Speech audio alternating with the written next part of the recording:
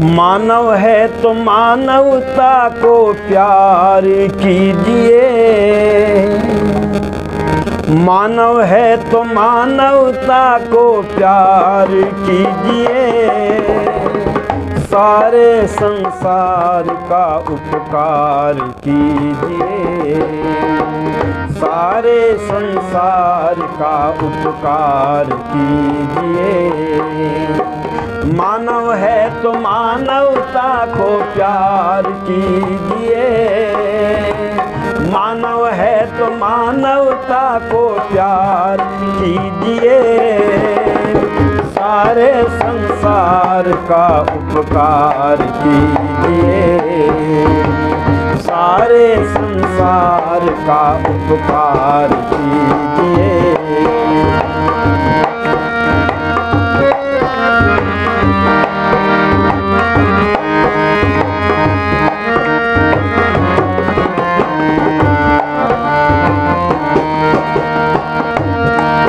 फिरका परस्ती को दिल से छोड़ दीजिए, फिरका परस्ती को दिल से छोड़ दीजिए, दिलों को मोहब्बत से जोड़ लीजिए, हाँ दिलों को मोहब्बत से जोड़ लीजिए, सेवा सहयोग का संचार कीजिए, सेवा सहयोग का संचार कीजिए, सारे संसार का उपकार कीजिए, सारे संसार का उपकार कीजिए।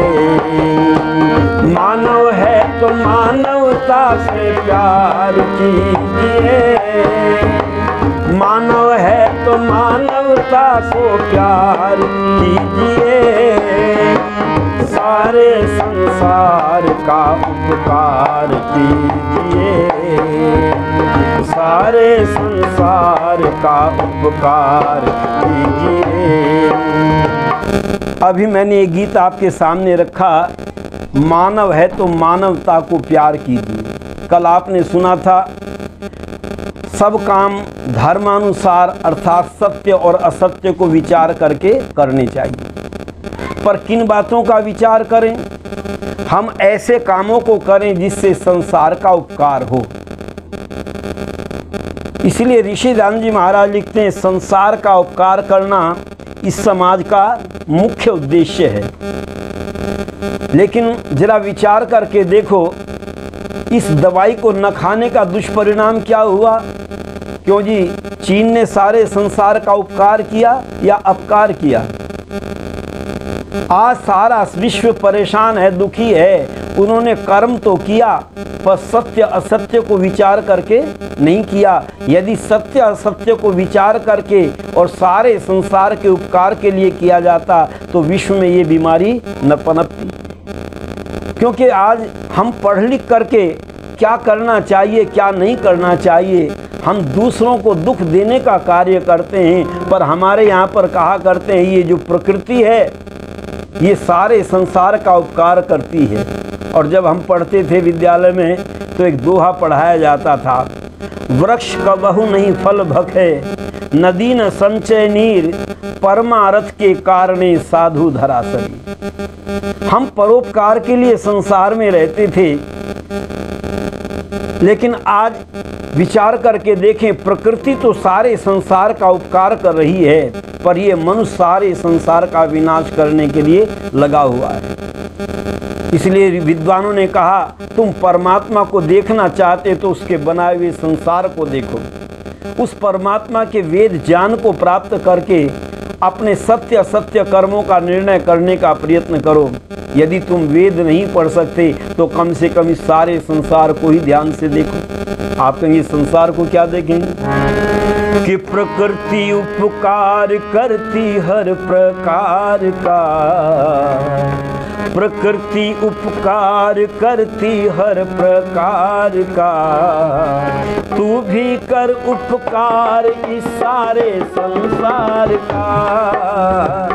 प्रकृति उपकार करती हर प्रकार का, तू भी कर उपकार इस सारे संसार का। प्रकृति उपकार करती हर प्रकार का, तू भी कर उपकार इस सारे संसार का। आप कहेंगे ये प्रकृति क्या उपकार कर रही है? जरा विचार करके देखना।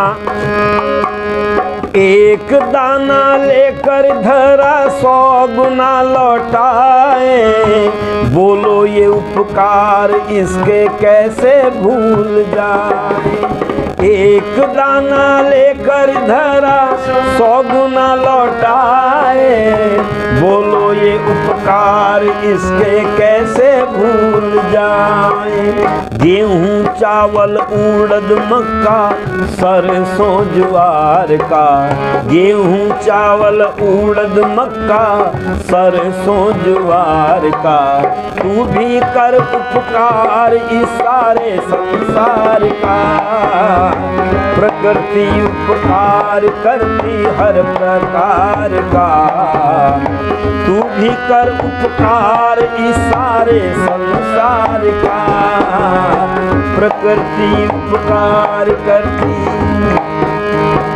कहते धरती में एक दाना किसान डालता है और उस दाने के बदले में 1000 दाने उसको प्राप्त होते हैं। बताओ प्रकृति उपकार कर रही है कि नहीं? पर मनुष्य किसी से रुपए लेता है तो उसके लौटाने की कोशिश ही नहीं करना चाहता, सोचता ये भूल जाए, न देने पड़े।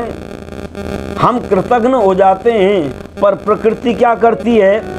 जो जो फल आए वृक्ष नीचे झुके जा रहे, मीठे फल ईंट पत्थर खाकर लौटा रहे। जो जो फल आए वृक्ष नीचे झुके जा रहे, मीठे फल ईंट पत्थर खाकर लौटा रहे।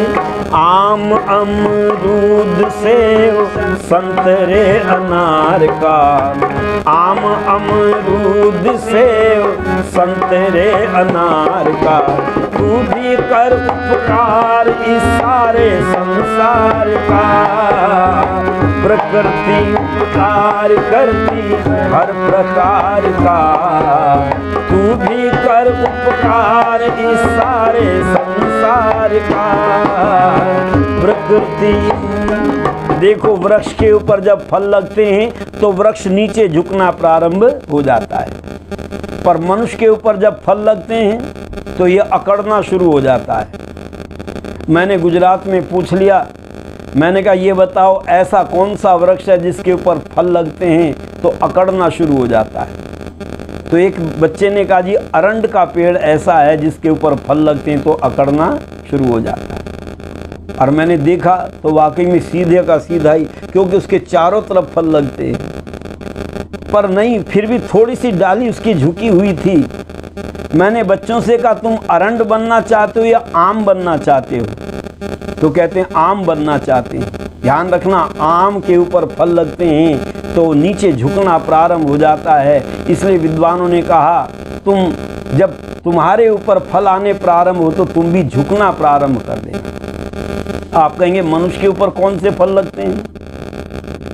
जब बच्चे विद्यालय में पढ़ते हैं, जब हम स्कूल में पढ़ते थे तो हमें याद है परीक्षा होने के बाद एक कार्ड दिया जाता था और उसके ऊपर लिखा रहता था परीक्षा फल। कौन सा फल प्राप्त हुआ हमको? विद्या रूपी फल हमको प्राप्त हुआ। और यदि उस फल को प्राप्त करके हम अकड़ना शुरू हो जाएं, मेरे से बड़ा विद्वान कोई नहीं है, मैं सब कुछ जानता हूँ, और आज यही अकड़ मनुष्य के अंदर आ गई है। इसलिए वो संसार का उपकार करना नहीं चाहता। वो समझता मैं सबसे बड़ा हूँ, मेरे से बड़ा संसार में कोई नहीं है। और दूसरा फल मनुष्य के ऊपर लगता है जब अच्छा पढ़ता है, लिखता है, नौकरी लग जाती है, अच्छी तनख्वाह मिलती है, तब धन रूपी फल लगता है। धन पाकर के अपने को बड़ा समझने लगता है, मेरे से बड़ा धनवान कोई नहीं है। और जब पैसा पास में होता तो खूब खाता है। तो तंदुरुस्ती अच्छी हो जाती है, बल रूपी फल प्राप्त होता है, तब दूसरों से लड़ना झगड़ना प्रारंभ कर देता है। इसलिए विद्वानों ने कहा विद्या रूपी फल जब आपको प्राप्त हो जाए तो विद्या ददाति विनयम, तुम विद्या से विनयशीलता को प्राप्त करना। और धनम दानाय, यदि धन रूपी फल प्राप्त हो तो उसको दान करना। और यदि ताकत रूपी फल प्राप्त हो जाए तो बलम च रक्षणाय, उस बल से शक्ति से दूसरों की रक्षा करना। पर आज हम शक्तिशाली बनकर के दूसरों को मारने के लिए लगे हुए हैं। प्रकृति कैसे उपकार कर रही है, सूर्य अपनी गर्मी से खारे जल को खींचता है। आपने देखा होगा समुद्र में सारी नदियों का जल गिरता है और सारे संसार की गंदगी जो है समुद्र में पहुंच जाती है, पर समुद्र उसको बिलोता रहता है, गंदगी को एक तरफ कर देता है और अच्छे पानी को एक तरफ कर देता है। और उसमें सूर्य क्या करता है, अपनी किरणों के द्वारा उस खारे जल को अपनी ओर खींचता है।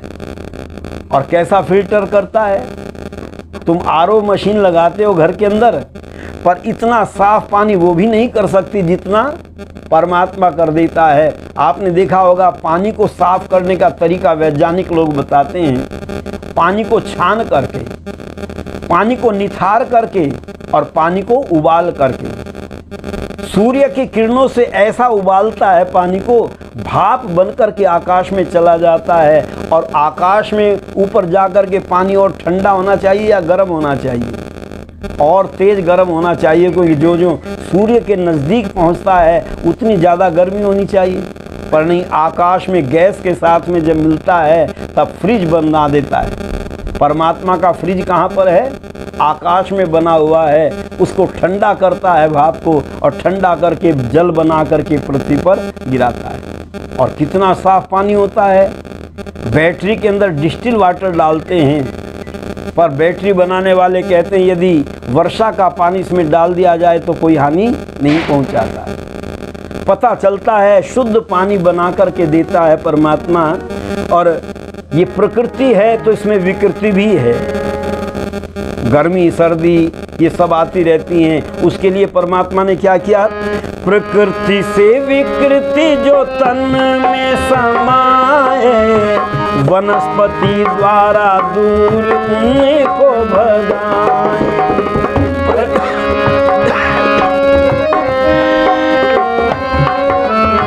प्रकृति से विकृति जो तन में समाए, वनस्पति द्वारा दूर उनको भगाए।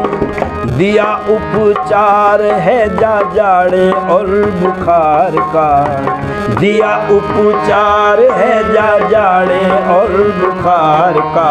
तू भी कर उपकार इस सारे संसार का, प्रकृति उपकार करती हर प्रकार का। तू भी कर उपकार इस सारे संसार का, प्रकृति।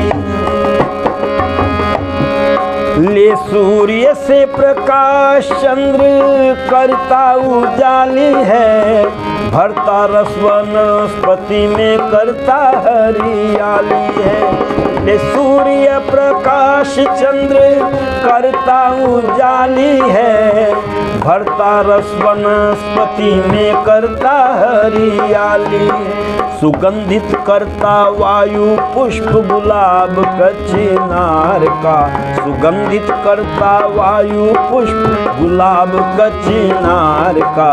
तू भी कर उपकार इस सारे संसार का, प्रकृति उपकार करती हर प्रकार का।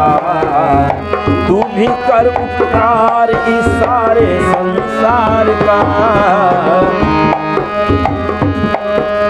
घास खाकर गाय दूध उसका बना रही, मगर मूर्ख जनता उस पर छुरियां चला रही। घास खाकर गाय दूध उसका बना रही, मगर मूर्ख जनता उस पर छुरियां चला रही। भोगना पड़ेगा फल इस अत्याचार का, भोगना पड़ेगा फल इस अत्याचार का।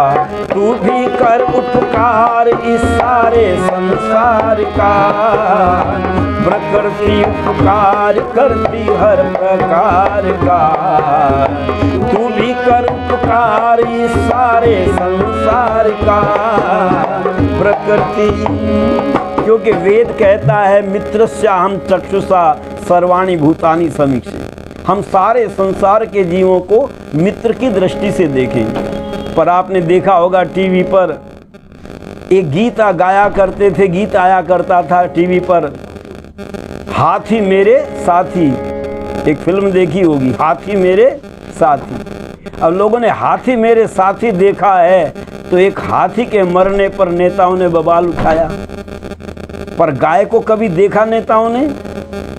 जो गाय दूध देती है हम उसको मार करके खा जाते हैं, और नेता लोग टीवी पर कहते हैं मांस खाना हमारा जन्म सिद्ध अधिकार है। पर मैं उनसे पूछना चाहता हूं जन्म सिद्ध किसको कहते हैं? लोगों ने कह तो दिया, नेताओं ने कह तो दिया मांस खाना हमारा जन्म सिद्ध अधिकार है, पर जन्म सिद्ध किसको कहते हैं ये जानना पड़ेगा।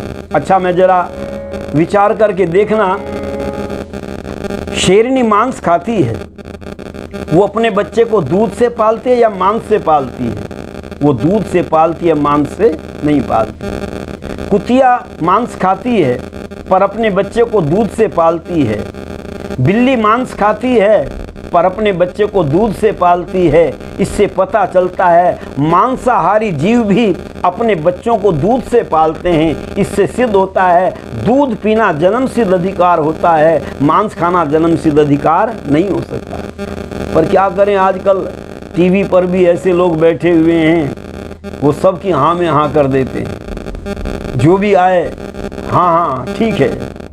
पर ध्यान रखना, मांस खाना जन्म सिद्ध अधिकार नहीं है। जो गाय घास खा करके दूध देती है, हमारा पालन पोषण करती है, इसलिए गाय को एक शब्द दिया गया माता। कुछ लोग समझते हैं माता किसको कहते हैं, कहते हैं जो जन्म देती है पैदा करती है उसको माता कहते हैं, पर नहीं, पैदा करने वाली को तो जननी कहते हैं। माता कहते हैं माता निर्माता भवती, जो निर्माण करती है।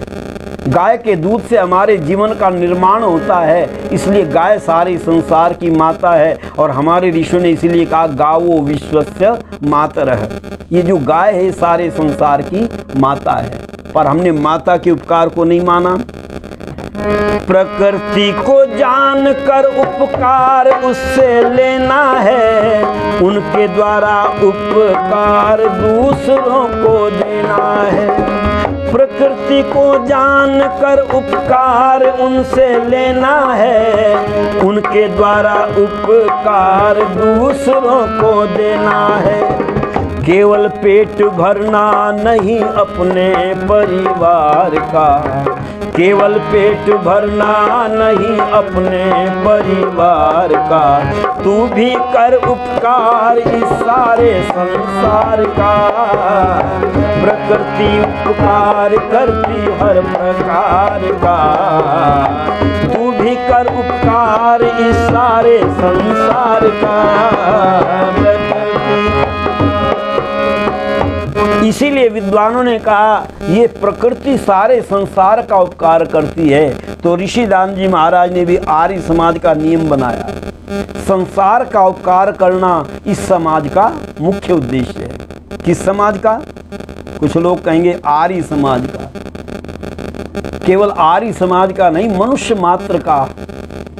मनुष्य समाज जो है ये सारे संसार का उपकार करने की भावना जिस दिन बना लेगा उस दिन सारा संसार सुखी हो जाएगा। लेकिन इसीलिए विद्वान कहते हैं कि संसार की भलाई, इस आर्य समाज के नियम को संसार के लोग यदि मान जाएं तो ये कोरोना जैसी बीमारी समाप्त हो सकती है। ये जो मानसिक बीमारी, जो एक दूसरे को मारने के लिए लोग बैठे हुए हैं, एक दूसरे से घृणा फैला रहे हैं, ये बीमारी मानसिक समाप्त हो जाएगी। कि संसार की भलाई हो लक्ष्य आज का, मुख्य उद्देश्य है ये आर्य समाज का। संसार की भलाई, संसार की भलाई हो लक्ष्य आज का, मुख्य उद्देश्य है ये आर्य समाज का। संसार की भलाई।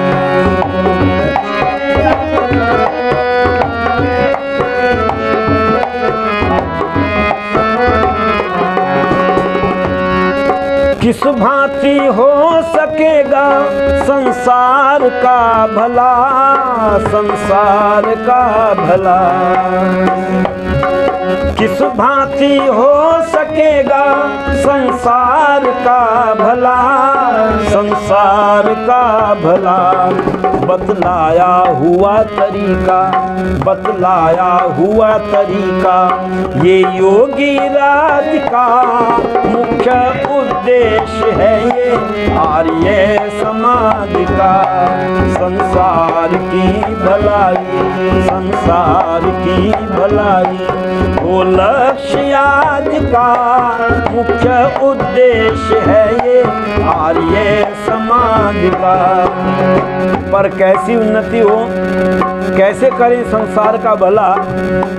आज संसार के लोगों ने मान लिया पैसा कमाओ, समझ लो हमने उन्नति कर ली है। किसी ने अच्छा मकान बना लिया तो लोग कहते हैं देखो कितनी बड़ी तरक्की की है। अच्छा, मकान के लिए लोन मिल जाता है या नहीं मिल जाता? लोन मिल जाता है, सरकार से लोन लो, मकान बनाओ बढ़िया, एक दिन में सेठ बन जाओ, एक दिन में उन्नति कर लो।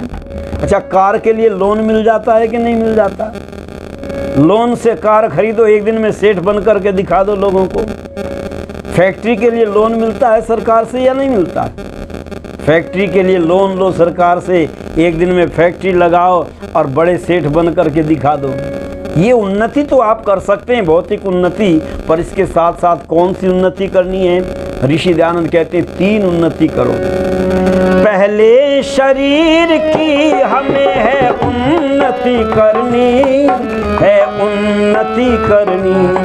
पहले शरीर की हमें है उन्नति करनी, है उन्नति करनी।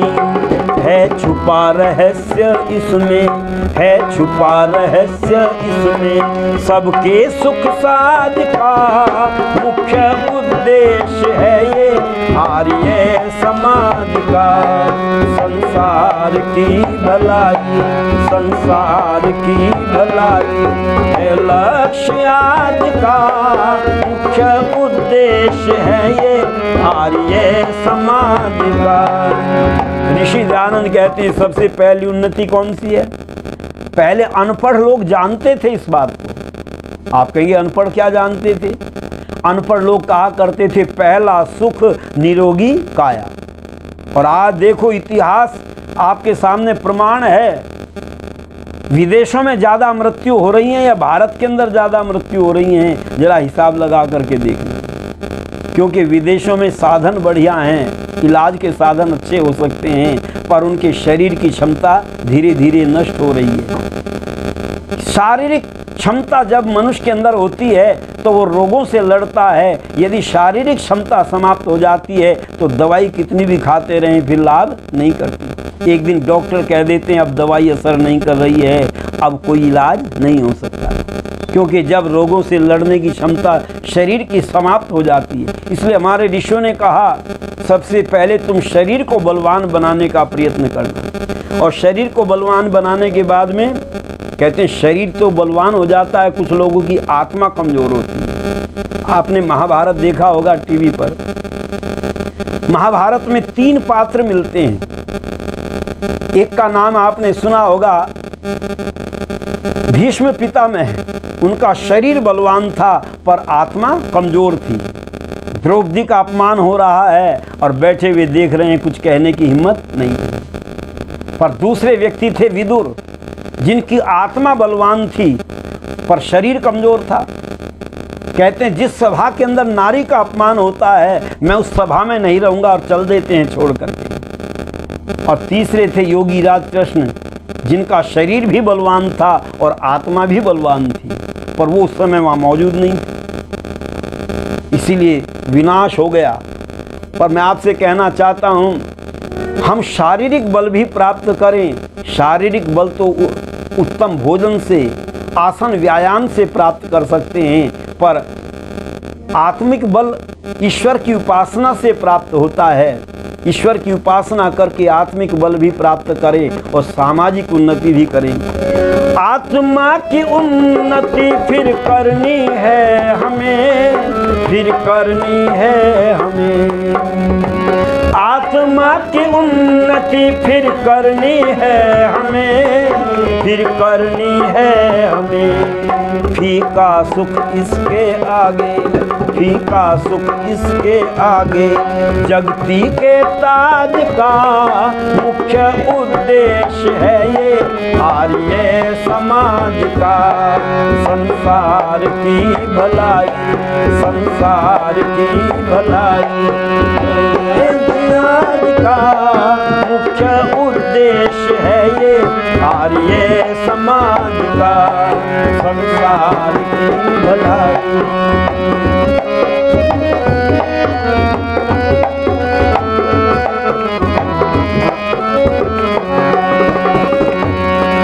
फिर सामाजिक उन्नति कर मिलकर हम सारे, मिलकर हम सारे।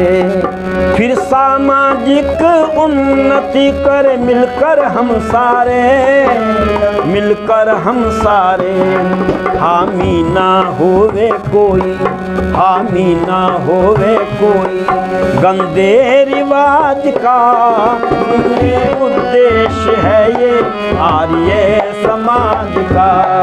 संसार की भलाई, संसार की भलाई वो लक्ष्य आज का। मुख्य उद्देश्य है ये आर्य समाज का। कहते हैं फिर सामाजिक उन्नति करनी। अच्छा, सामाजिक उन्नति पहले लोगों में, अनपढ़ लोगों में ज़्यादा थी या आजकल पढ़े लिखों में ज़्यादा है? अनपढ़ लोग ज़्यादा प्रेम से रहते थे या आजकल पढ़े लिखे ज़्यादा प्रेम से रहते हैं? ज़रा सोच करके देखना। पहले अनपढ़ लोग प्रेम से रहते थे क्योंकि वेद की शिक्षा दी जाती थी। वेद कहता प्रेम से मिलकर चलो, बोलो सभी ज्ञानी बनो, पूर्वजों की भांति तुम कर्तव्य के मानी बनो। पर आज भाई भाई आपस में प्रेम से रहने को तैयार नहीं, बाप बेटे आपस में प्रेम से रहने को तैयार नहीं, और पति पत्नी भी आपस में प्रेम से रहने को तैयार नहीं। उनमें भी मुकदमे चल रहे हैं, उनमें भी तलाक हो रही है। हमारे यहाँ तलाक शब्द था ही नहीं। यहाँ तो एक बार ही विवाह होता था, दूसरे विवाह का चर्चा ही नहीं आता। पर क्या करें, यहाँ तो शरीर को बलवान बनाने का प्रयत्न करना सबसे पहली उन्नति है, शारीरिक उन्नति। और इसीलिए विद्वानों ने कहा शरीर माध्यम खलु धर्म साधन। ये जो शरीर है इसको स्वस्थ रखने का प्रयत्न करना। और ये स्वस्थ कैसे रहेगा, इसको ऋषियों ने तरीका बताया कि ललना और लला चाहते हो यदि भला, तो ये जीने की कला इस नियम के साथ चला। डगर में ना जल जहाँ चुक जाएगी, वहीं पर गाड़ी तेरे जीवन की ये रुक जाएगी। हो लल्ला हो लला चाहते हो यदि भला, तो ये जीने की कला इस नियम के साथ चला। डगर में नजर जहाँ चुक जाएगी, वहीं पर गाड़ी तेरे जीवन की ये रुक जाएगी। हो लल्ला हो लल्ला चाहते हो यदि भला, तो ये जीने की कला। और शरीर को बलवान बनाने के लिए पहले लोग प्रयत्न करते थे। शौचादि से निवृत्त हो करके व्यायाम कर, इंद्रियों के घोड़ों की लगाम थाम कर। शौचादि से निवृत्त हो करके व्यायाम कर, इंद्रियों के घोड़ों की लगाम थाम कर। नियमबद्ध हो करके दिनचर्या जब चलेगी तो जिंदगी की बेल नित फूले और फलेगी। चूका मौका होगा धोखा, विषयों में वृत्ति जहाँ झुक जाएगी, वहीं पर गाड़ी तेरे जीवन की ये रुक जाएगी। हो लल्ला चाहते हो यदि भला तो ये जीने की कला से नियम के साथ चला। क्योंकि हम जीवन को नियम से चलाते थे। पहले लोग सवेरे उठते थे, सूर्य उदय होने से पहले उठ जाते थे, और हमारे ऋषियों ने तो कहा 2 बजे उठ जाना चाहिए और 9 बजे सो जाना चाहिए। पर लोगों ने कहा जी 2 बजे तो बहुत जल्दी है, तो छूट दे दी, चलो 4 बजे उठ जाओ और 4 बजे उठ करके भगवान का भजन करो। तो कहते हैं जी 4 भी बहुत जल्दी हैं। तो का फिर महाभारतकार ने और छूट दे दी। महाभारत में आता है कम से कम सूर्य उदय होने से 1 घंटा पहले तो अवश्य ही जग जाना चाहिए। पर लोगों ने कहा जी 1 घंटा पहले भी नहीं उठा जाता। तो पूछा कब उठते हो? तो आज का व्यक्ति 2 बजे सोता है और 9 बजे जगता है। हमने ऋषियों की बातों को उल्टा कर दिया और फिर कहते हैं क्या करें जी, संसार में दुख हैं, बीमारी हैं। क्योंकि पहले लोग क्या करते थे, शौच होने जंगल में जाते थे और रोटी खाने घर में आते थे। अब उल्टा करते हैं, शौच होने घर में आते हैं और रोटी खाने जंगल में जाते हैं। होटल पर मिडवे खुल गए, जंगल में मिडवे बन गए, वहाँ खाते हैं। पहले बैंड वाले नाचते थे और बाराती दूल्हा राजा बन करके घोड़े पर बैठ करके जाया करता था। दूल्हे को क्या कहते थे पहले? दूल्हे राजा, दूल्हे को राजा कहते थे। और अब उल्टा हो गया, अब राजा नाच रहा है, दूल्हा नाच रहा है और बैंड वाले पैसे छीन रहे हैं। ध्यान रखना, जब वेद से उल्टा चलोगे तो विनाश होना जरूरी है। इसीलिए कहा ये बीमारियां ऐसे नहीं आई हैं, मानसिक रोग पनपते हैं पहले मनुष्य के अंदर। और मानसिक रोग कैसे पनपते हैं? जैसा जैसा कानों से सुनते हो वैसे वैसे मानसिक रोग पनपने प्रारंभ हो जाते हैं। कानों से जो सुना है उस पर विचार कर, कानों से जो सुना है उस पर विचार कर। असत्य को छोड़ सत्य दिल में धार कर, असत्य को छोड़ सत्य दिल में धार कर। सर्वोत्तम बताया मैं ऋषियों ने तरीका, स्वप्न में भी बुरा मत चाहो तुम किसी का। ड्यूटी बजा ले मजा, ये सिद्धांत श्रृंखला जा छूट जाएगी, वहीं पर गाड़ी तेरे जीवन की ये रुक जाएगी। हो लल्ला चाहती हो यदि भला तो ये जीने की कला इस नियम के साथ चला।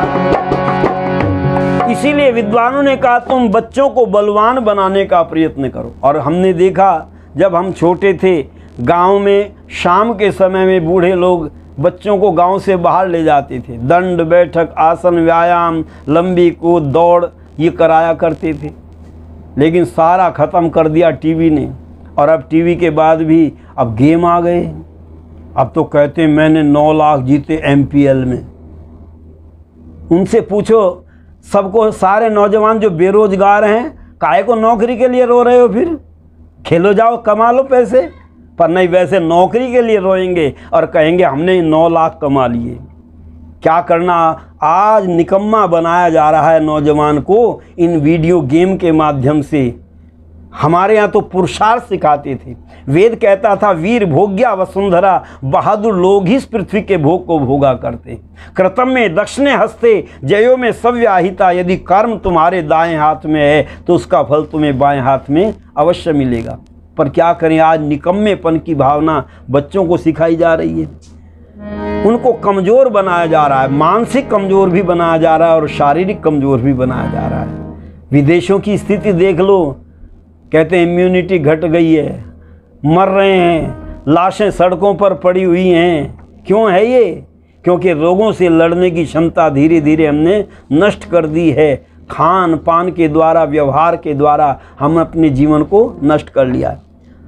कहते हैं याद रहे ये दुनिया बलवानों को शीश झुकाती है, जो है कायर निबल चांद उनकी ही पीटी जाती है। मुख में कोमल जीभ सुदृढ़, दांतों से तो भय खाती है, हिलता है जो दांत उसे वो बार बार ठुकराती है। जो मजबूत होते हैं वो परवाह नहीं करते, जो कमज़ोर होते हैं वो सबकी लात सहन करते हैं, सबकी मार सहन करते हैं। इसलिए कहा वीर भोग्या वसुंधरा, तुम बहादुर बनने का प्रयत्न करना। डरे बलवान से दुनिया जो निर्बल को डराती है, अमीरों को सराहती है, गरीबों को सताती है। अमीरों को सराहती है, गरीबों को सताती है।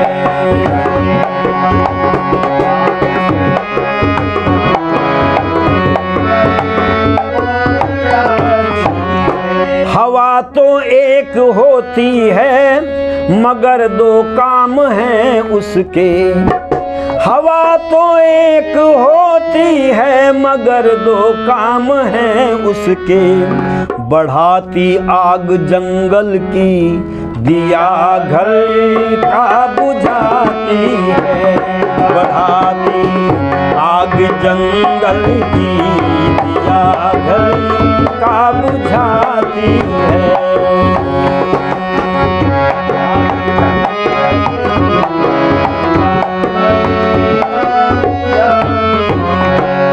सुना है इस जमाने में बीमारी की ये आदत है। सुना है इस जमाने में बीमारी की ये आदत है। जिसे कमजोर पाती है उसी को दबाती है।